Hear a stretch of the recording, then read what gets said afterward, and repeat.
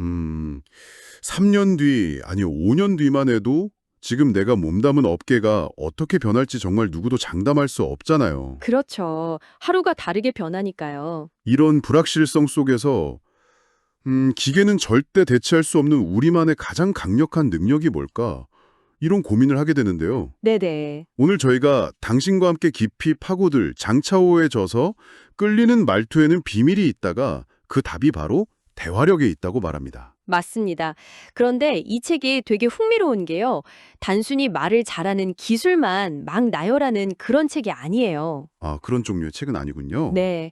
오히려 그런 기술에 집착하는 게 대화를 망치는 지름길이라고 경고하죠. 오, 이 책의 핵심 메시지는 정말 딱 하나입니다. 대화란 상대를 위한 배려며 이 배려의 깊이가 당신의 인간관계는 물론이고 인생의 기회까지 결정한다는 겁니다. 사실 시중에 화술책이 정말 많잖아요. 많죠. 근데 대부분의 방법들이 실제 상황에서는 좀 어색하게 느껴질 때가 많았거든요. 맞아요. 막상 써먹으려면 잘 안 되죠. 그래서 오늘 저희의 목표는 그냥 이 책 내용을 요약하는 게 아니라요. 책에서 말하는 방법들이 과연 모든 상황, 모든 사람에게 통할까? 또 어떤 부분은 우리가 좀 비판적으로 봐야 할까? 이런 질문을 던져보면서 당신이 실생활에서 바로 쓸 수 있는 진짜 대화의 무기를 함께 찾아보는 겁니다. 아주 좋은 접근입니다. 그럼 그 첫 단추, 모든 대화의 시작점이 되는 마음가짐부터 한번 제대로 파헤쳐보죠. 좋습니다. 많은 사람들이 대화가 서툰 이유에 대해 핑계를 대곤 하죠. 저는 원래 말을 잘 못해서요. 라거나 네네. 저는 너무 솔직해서 탈이에요. 같은 말이요. 맞아요. 딱 그거예요.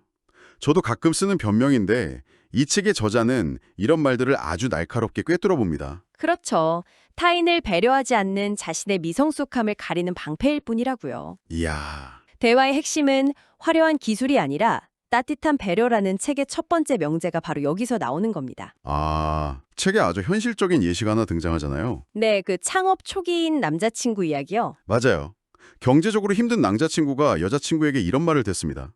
솔직히 지금 오빠 모습으론 내가 원하는 삶을 보장해줄 수 없을 것 같아. 어우, 정말 가슴 아픈 순간이죠. 와, 듣기만 해도 심장이 막 철렁 내려왔네요. 여기서 어떻게 반응하느냐에 따라 관계가 완전히 갈릴 것 같은데요? 정확합니다. 책에서 세 가지 반응을 보여주죠. 최악의 말투는 그럼 돈 없는 나보고 어쩌라고. 아, 책임을 전가하는 거네요. 그렇죠. 평범한 말투는 그저 미안해 라고 말하면서 상황을 회피하는 거고요. 둘 다 관계를 단절로 이끄는 길입니다. 하지만 끌리는 말투는 전혀 다른 접근을 합니다. 어떤 말이죠? 잠시만, 이 힘든 시기를 나와 함께 견뎌주지 않을래? 라고 말하는 겁니다. 아, 이 한마디에는 정말 엄청난 차이가 담겨 있습니다. 상대의 불안감을 비난하거나 회피하는 대신에 우리의 문제로 함께 끌어안는 거죠. 상대를 비난의 대상이 아니라 함께 헤쳐나갈 운명 공동체로 인정하는 거군요. 바로 그겁니다. 아, 근데 그 말이 감동적이긴 한데 한편으로는 듣는 사람 입장에서 내가 이 사람의 힘든 시기를 다 책임져야 하나? 하고 더 큰 부담으로 다가올 수도 있지 않을까요? 와, 정말 중요한 지적입니다. 자칫하면 그냥 감성적으로 붙잡으려는 것처럼 보일 수도 있고요. 물론이죠. 그래서 이 말의 전제 조건은 평소에 쌓아온 신뢰와 책임감 있는 태도일 겁니다.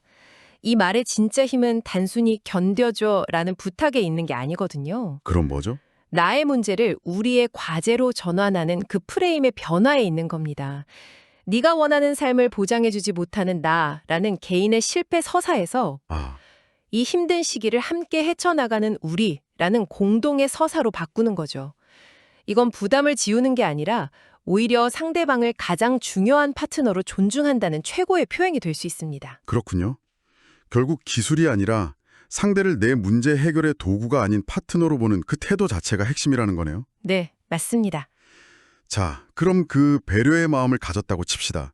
이걸 실제 관계, 특히 어색한 첫 만남 같은 상황에서는 어떻게 보여줄 수 있을까요? 여기서부터가 진짜 실전인데요. 그렇죠. 책에서는 첫인상에 대한 아주 역발상적인 조언을 합니다. 어떤 건데요? 첫 만남에 모든 걸 걸지 말고 오히려 두 번째 만남을 결정적 기회로 삼으라는 겁니다. 두 번째 만남이요? 보통 첫인상이 전부라고들 하잖아요. 그렇죠. 대부분 그렇게 생각하는데 저자 본인의 경험담이 아주 설득력 있습니다. 궁금하네요. 한 행사에서 아주 유명하고 좀 까다로워 보이는 사업가를 만났는데 워낙 정신이 없어서 제대로 인사도 못하고 스쳐 지나갔죠. 기회를 놓쳤다고 생각했겠네요. 네, 대부분은 망했다고 생각할 겁니다. 하지만 저자는 다음 모임에서 그를 다시 만났을 때 이렇게 다가갑니다. 대표님, 사실 지난번 기업가 혁신 행사에서 하셨던 발표를 정말 인상 깊게 들었습니다. 그냥 아는 척을 하는 게 아니라 구체적인 맥락을 딱 언급하는 거군요. 거기서 한 발 더 나아가는 거죠. 특히 우리 같은 큰 기업 역시 끊임없이 새로운 발전 모델을 모색해야 한다는 말씀에서 현실에 안주하지 않는 대표님의 열정을 느낄 수 있었습니다. 라고요. 와, 이 말을 들은 상대방은 기분이 어떨까요? 수많은 사람 중 한 명이 아니라 자기 철학을 이해해주는 특별한 사람으로 당신을 기억하게 되는 겁니다. 스쳐 지나간 순간의 디테일을 기억하고 언급하는 것만으로도 이미 경쟁에서 한참 앞서 나가는 거네요. 바로 그거죠. 상대방을 기억하고 있다는 신호 자체가 최고의 존중 표현이 되는 거군요. 맞습니다. 그럼 그렇게 좋은 인상을 준 다음에 칭찬으로 관계를 더 발전시키고 싶을 텐데 오늘은 멋지네요 같은 뻔한 칭찬은 오히려 좀 어색할 때가 많더라고요. 네, 맞아요. 영혼 없어 보일 때도 있고. 이 책은 칭찬에 대해서도 특별한 조언을 하나요? 물론입니다. 책에서는 평범한 칭찬에 스토리를 입히라고 조언합니다. 이 방식이 정말 절묘해요. 스토리요? 네. 예를 들어 직장 동료에게 이렇게 말하는 겁니다. 김 대리님, 제가 어제 우연히 유명 패션 디자이너 강연을 들었는데요. 네. 그분이 올가을 트렌드로 미니멀리즘 스타일을 설명하시더라고요. 그런데 설명을 듣다 보니 딱 엊그제 김 대리님이 입었던 그 코디가 생각나서 정말 깜짝 놀랐습니다. 역시 감각이 남다르시네요. 와, 그 스토리 칭찬 방식 정말 공감되네요. 그렇죠. 예전에 한 선배가 제 보고서를 칭찬하면서 그냥 잘했다고 한 게 아니라 이거 상무님이 딱 좋아할 만한 논리 구조인데 라고 슬쩍 말해준 적이 있어요. 그냥 칭찬보다 훨씬 더 질은 좋고 제 능력을 객관적으로 인정받은 느낌이 들더라고요. 바로 그겁니다. 제3자의 권위를 빌리는 거죠. 아, 그러면 칭찬의 신뢰도가 수직 상승합니다. 동시에 나는 당신을 그저 스쳐 지나가는 동료로 보는 게 아니라 평소에도 유심히 지켜보고 있다는 진심 어린 관심까지 전달되죠. 이게 바로 상대를 중독시키는 칭찬의 힘입니다. 듣고 보니 대화라는 게 단순히 정보 교환이 아니라 상대방이 중요하게 생각하는 가치를 알아봐주는 과정이군요. 네, 맞아요. 그런데 이걸 반대로 하면 관계를 망칠 수도 있겠어요. 책에 나오는 그 실패 사례가 아주 인상 깊었습니다. 네, 많은 사람들이 무의식적으로 저지르는 실수죠. 영업사원인 이 과장이 여성 마케팅 부장인 김 부장에게 연락을 하는 상황이었죠. 네. 김 부장이 주말 약속은 어렵다고 하면서 이렇게 말하죠. 주말에는 집에서 애들을 돌봐야 하거든요. 아들 하나, 딸 하나예요. 사적인 중보를, 그것도 자녀 이야기를 꺼냈다는 건 마음을 조금 열었다는 중요한 신호인데. 그렇죠. 상대가 자신의 가장 소중한 부분을 살짝 보여준 겁니다. 그런데 이때 영업사원이 뭐라고 답했는지 아십니까? 뭐라고 했죠? 그러시군요. 그럼 다음 주 월요일 오후는 어떠신가요? 라고 바로 업무 이야기로 넘어갔습니다. 와, 그 순간 대화의 온도는 영하로 뚝 떨어졌죠. 아이들 이야기에 전혀 반응을 안 해줬군요. 저자는 이걸 두고 상대의 뺨을 때리는 행위와 같다고까지 표현했죠. 맞습니다. 당신이 소중하게 생각하는 것 따위는 내 관심사가 아니다. 라는 무언의 메시지를 보낸 셈이니까요. 이때 필요한 건 거창한 말이 아니었습니다. 와, 아들, 딸 다 있으니 정말 행복하시겠어요. 자녀분들 보면 일할 힘이 절로 나시겠습니다. 라는 단 한마디의 공감만 있었어도. 결과가 완전히 달라졌겠네요? 그렇죠. 목적에만 너무 매몰돼서 상대가 던져주는 가장 중요한 관계의 신호를 놓쳐버린 겁니다. 자, 그럼 이제 가장 어려운 단계로 넘어가 보죠. 관계를 만드는 걸 넘어서 이미 꼬여버린 아주 까다로운 대화를 지혜롭게 풀어가는 법입니다. 네. 상대가 잔뜩 화가 나 있을 때 우리는 보통 진정하세요, 화내지 마세요라는 말을 하잖아요. 근데 이건 백이명백 상황을 악화시키죠. 불에 기름을 붓는 격이죠. 절대 하면 안 되는 말입니다. 이 책은 이때 정말 예상 밖의 해결책을 제시하던데요. 네, 맞아요. 먼저 상대의 감정 자체를 인정해 주는 겁니다. 이렇게까지 화를 내시는 걸 보니 정말 보통 일은 아닌가 봅니다. 일단 상대방과 같은 편에 서서 상황의 심각성을 인정해 주는 거군요. 네, 이 말은 당신은 원래 이성적인 사람이지만 지금 상황이 그만큼 심각하다는 전제를 깔아주는 효과가 있습니다. 그 다음 단계가 정말 독특하죠? 네, 그 펜하고 종이요. 네, 바로 펜과 종이를 꺼내드는 겁니다. 그리고 진지한 태도로 말하는 거죠. 문제를 정확하게 파악하고 해결해야 하니 하시는 말씀을 제가 좀 받아 적으면서 들어도 되겠습니까? 받아 적는다. 굉장히 영리한 방법 같긴 한데 혹시 상대방이 이걸 보고 지금 내 말을 증거로 남기려는 거냐며 더 불쾌하게 받아들일 위험은 없을까요? 정말 날카로운 질문입니다. 당연히 모든 상황에 통하는 마법은 아니죠. 그렇죠. 연인 간의 감정적인 다툼에서 노트를 꺼낸다면 정말 뺨을 맞을 수도 있겠죠. 하하, 그건 안 되겠네요. 이 방법은 주로 고객 불만 처리나 직장 내 갈등처럼 해결해야 할 문제가 명확한 상황에서 가장 큰 힘을 발휘합니다. 태도요? 네, 삐딱하게 앉아 취조하듯 받아 적는 게 아니라 몸을 앞으로 기울이고 상대의 눈을 보면서 제가 놓치는 부분이 없도록 꼼꼼히 듣겠습니다라는 진심을 보여줘야 합니다. 이 행동은 두 가지 마법 같은 효과를 냅니다. 첫째, 상대는 감정적인 분노 상태에서 자신의 주장을 논리적으로 설명해야 하는 이성적인 상태로 순간적으로 전환돼요. 오, 그렇군요. 둘째, 이 사람이 내 말을 정말 심각하게 듣고 있구나라는 강한 신뢰를 주게 되죠. 감정을 잠재우고 문제 해결 모드로 들어가는 가장 빠른 스위치인 셈입니다. 맥락과 태도가 정말 중요하겠네요. 그럼 의견이 근본적으로 다를 때는 어떻게 해야 할까요?